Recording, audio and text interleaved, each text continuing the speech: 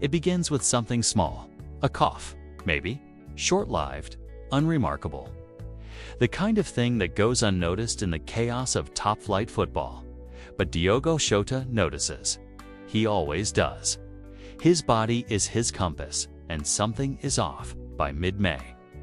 Just before the final stretch of the season, the fatigue sets in. Not exhaustion from training or match tempo, this is something quieter, deeper. A heaviness in the lungs, a tightness when breathing cold air. He doesn't mention it to anyone, not yet, because in his world, small complaints become big headlines. And Jota is not one to make noise. He adjusts, sleeps more, drinks more fluids. Tells the physios he's just winded after drills. Nod, he trains well enough. Matches come and go. But his sprints are shorter, his recovery slower. The GPS trackers notice. The staff raises an eyebrow, but not a flag. By the last week of the season, whispers of discomfort turn to visible strain. He plays fewer minutes, then none. Official statements say fatigue and precaution. Internally, there are questions. The medical team orders blood work, scans, a cardiopulmonary test. Results return with something strange. Inflammation in the lower lobe of his right lung.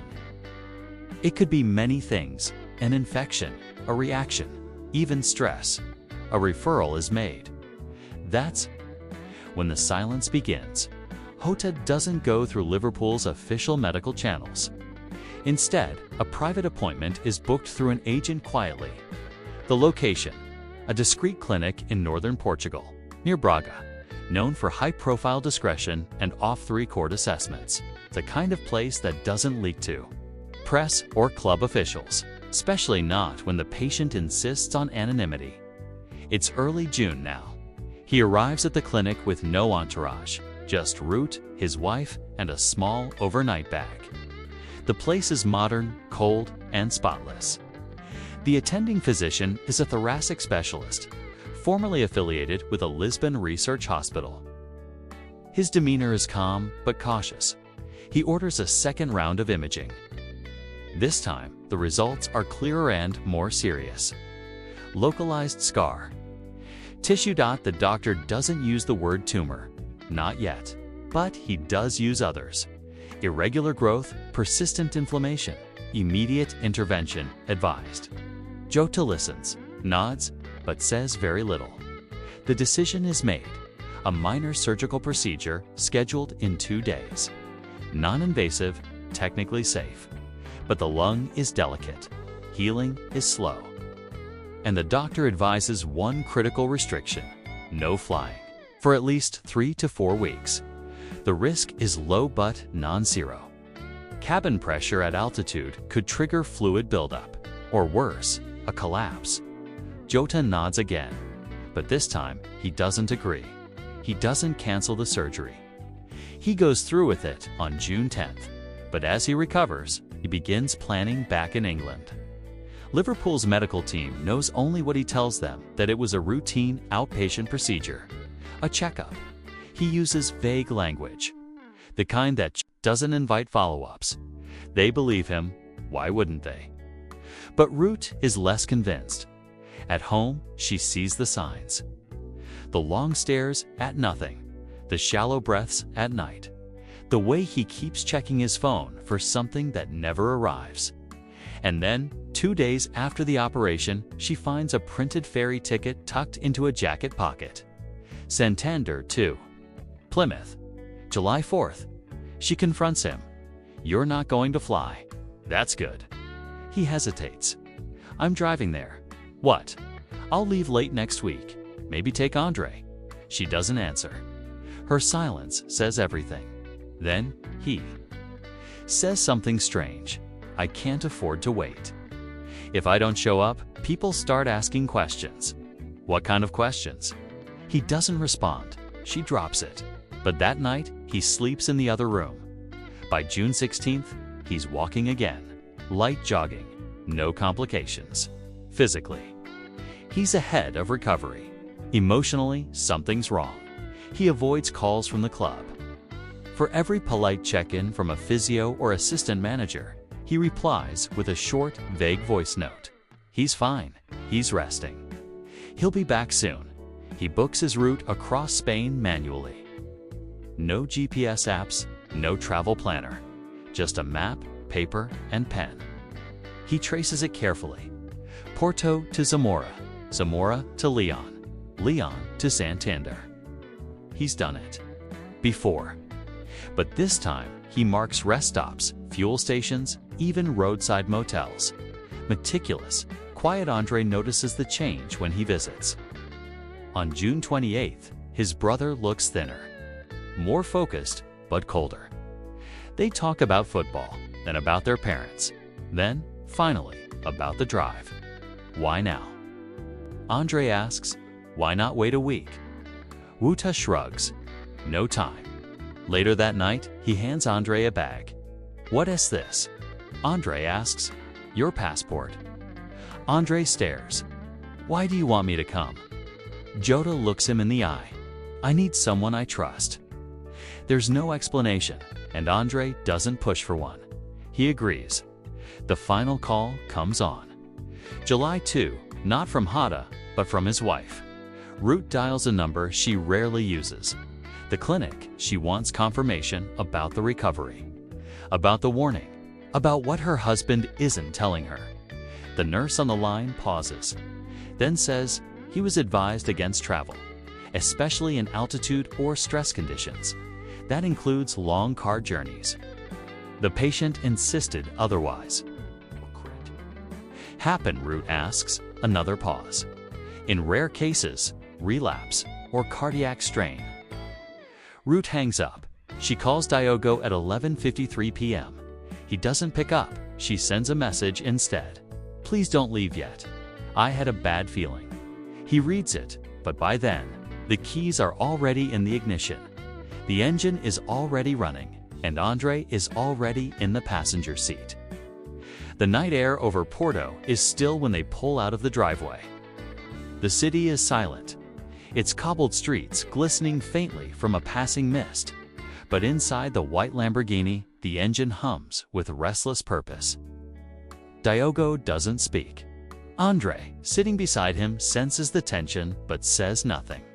He can feel the weight of ITA, the kind that has little to do with physical pain, and everything to do with the silence Diogo is choosing to carry. The road winds eastward. Streetlights thin, giving way to the empty stretches of highway. Beyond the orange glow of the dash, the world is black. An hour passes. Andre breaks the silence. You gonna tell me what they found? Diogo doesn't respond at first. His grip on the wheel tightens. They said it wasn't serious. He finally mutters. Just scar tissue. Scar tissue where? Lower lung. Right side. Andre turns to look at him fully now. Then why the secrecy? Why the private clinic? Why not just tell the club? Diogo exhales through his nose, a long, controlled breath. Because it's not just about what they found, it's about what they didn't. Andre waits. They couldn't agree. The first scan showed abnormal mass shadows. They thought maybe a growth, but it disappeared after the op. And that's good, right? Yeah, it's good. His tone is too flat for the words to land with any relief. Andre leans back. The hum of the tires fills the void. What aren't you telling me? Diogo's hands twitch on the steering wheel. They didn't want me to leave. Said the healing was fine, but there were anomalies. Markers in the blood work. Some inflammation that didn't match the imaging. What does that mean? I don't know. The doctor said, atypical. Response, asked me to come back in 2 weeks for a full biopsy. But I couldn't wait. Andre narrows his eyes. Couldn't, or wouldn't. Diogo doesn't answer. They pass a sign for Braganca. The road curves upward. You're scared it's something worse, Andre says. Wouldn't you be? A Diogo's? Voice cracks a little. The first real fracture in his calm, Andre softens. I would, yeah. Another stretch of silence. Then Andre, you could have told her. She deserves that. I know. Diogo's knuckles go white on the wheel. She asked me to stay. Said she had a dream, a bad one. Said she woke up and couldn't breathe. Like her chest was caving in, like something was missing. He swallows. I told her it was just stress. Andre watches the road ahead. She knew, didn't she? Diogo nods. She always knows. They drive on. A patch of fog rolls in, light and ghost-like, smudging the trees into gray shapes. The headlights cut tunnels through it, but the edges never sharpen. Like the future Diogos, trying to reach visible, but always a little out of focus. At 2:10 a.m., they pull into a small service station near Puebla de Sanabria. It's nearly deserted. One other car, lights off, engine cold. Vending machines buzz faintly under the canopy. Inside the Lamborghini, Diogo sits still for a moment. His phone vibrates again. He ignores it. Andre opens the door and stretches. Want anything? Diogo shakes his head. Andre walks toward the vending machine. Behind him, Diogo finally reaches for the phone. Opens the messages. Route 053. I. Keep dreaming, I can't find you. I'm scared. He types something, then stops, deletes it, rewrites, deletes again. Finally, he types, I'll be back before you know it. But he doesn't send it. He locks the screen and sets the phone. Back down, Andre returns with 2 bottles of water, still not hungry. They don't say much more. Back on the road, the mood is darker. Not just the sky, but the energy. Inside the cabin, Diogo's quiet has shifted. It's no longer composed. Diogo's haunted Andre leans his head against the window, but doesn't sleep. Another half hour passes. Then Diogo speaks, almost too softly. I think the doctor knew more. Then he said. Andre lifts his head. He looked nervous the last day. He kept rereading my file. Then he asked if I'd had exposure to anything chemicals, air pollutants, stress, trauma. I told him no, but his tone shifted. He said something about immune suppression, about seeing patterns he'd only read about in papers. What kind? Of papers? On rare lung autoimmune responses in elite athletes. Inflammation that mimics infection, leaves scarring. Sometimes leads to deterioration. Andre blinks slowly. So this isn't about the flight, is it? Diogo turns to him, finally locking eyes. I wasn't afraid of flying. Then what?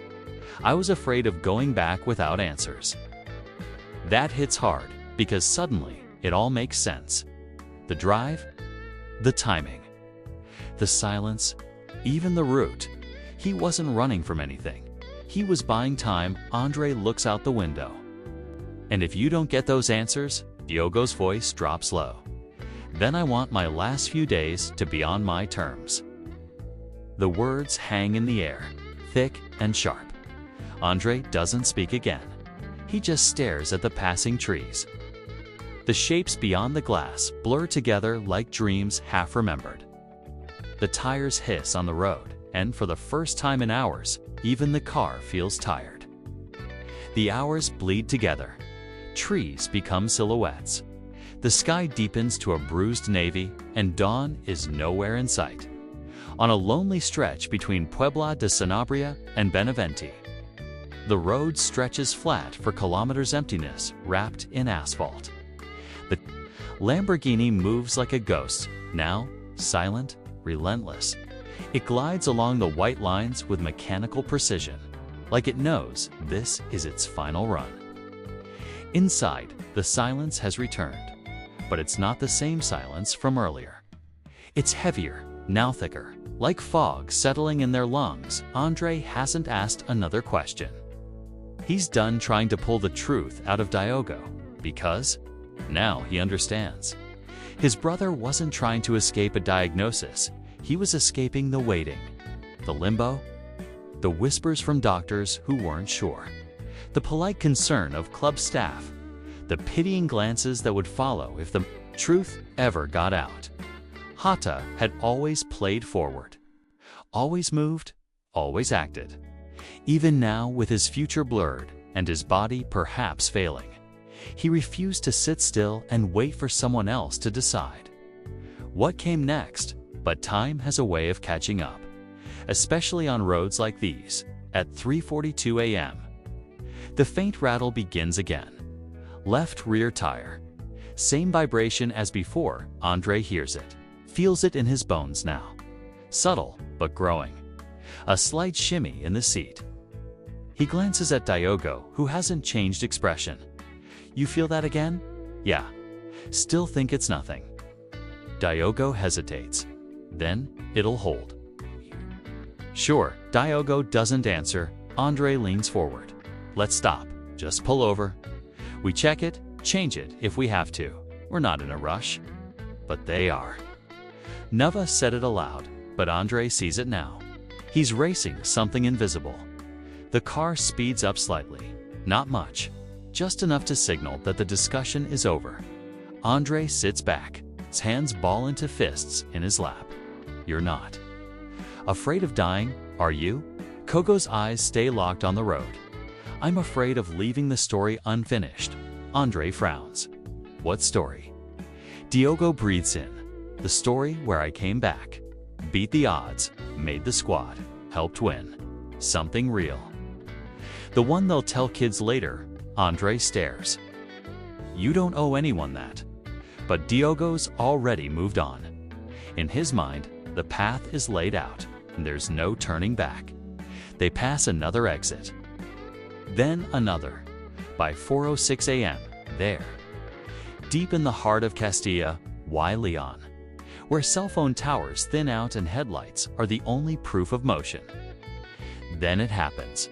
A low pop, not violent, just definite, like a knuckle-cracking dot, then a pull. The left rear tire begins to give. Diogo responds instantly. He's still a professional, still quick, still composed. He doesn't slam the brakes. He lets off the gas, begins to glide, eyeing the narrow shoulder ahead. But something's wrong. The steering fights him just a little, and then a second sound. Sharper, the car begins to slide left. Andre yells, "Brake." Diogo touches the pedal butt. At that exact moment, the wheel tugs. Again, this time harder. The rear end slides. The shoulder disappears. They are now drifting sideways gently at first, then sharply. The front right tire catches a patch of gravel. The car lurches. Everything slows. A guardrail approaches. Trees behind it. Time fractures. The Lamborghini strikes. Metal. The sound is sickening, metal screaming against metal. Sparks tearing across the dark. Then silence, then gravity. The car flips once. Just once. Not violent. But final. It lands on its roof, half hidden in a ditch just beyond the rail. The forest takes the rest. Bushes, branches, mud. No explosion. No fire. Just stillness. Inside the crumpled cabin, the airbags have deployed, but the impact was uneven. The left side took the brunt. Andre, on the passenger side, is unconscious, breathing shallow, alive for now. Diogo isn't moving. His eyes are open, but distant. His chest rises once. Then again, slower. There is no sound. No headlights nearby. No approaching cars, just the low hum of the forest and the ticking of a cooling engine. 5 minutes pass. Then 10. A single vehicle, a delivery van, drives by. Missing the glint of metal hidden beyond the curve at 4:31 a.m. Diogo Jota exhales. He doesn't inhale again. It will be 6:12 a.m. Before anyone discovers the wreckage. A roadside maintenance crew, trimming brush, spots the gleam of white under the slope. Rescue arrives 20 minutes later. Andre is airlifted. He survives, but he won't speak for days. When he does, he tells the story not as it happened, but as it felt. He says the silence in that car was louder than any crash. He says his brother knew. He says Diogo Jota was never running away from fate. He was driving toward it, not recklessly, but bravely, deliberately, like a man with a secret oath. And when asked why he didn't stop the car, Andre says, "Because I think he'd already made peace with it, and I wasn't there to stop him. I was there to ride it out, to witness it." Back in Porto, Ruth receives a small package from the clinic. His medical summary notes a sealed envelope, handwritten, with only her name on it. She doesn't open it right away. She stares at it for a long time, then places it on the shelf, beside their wedding photo, and whispers, "I already know."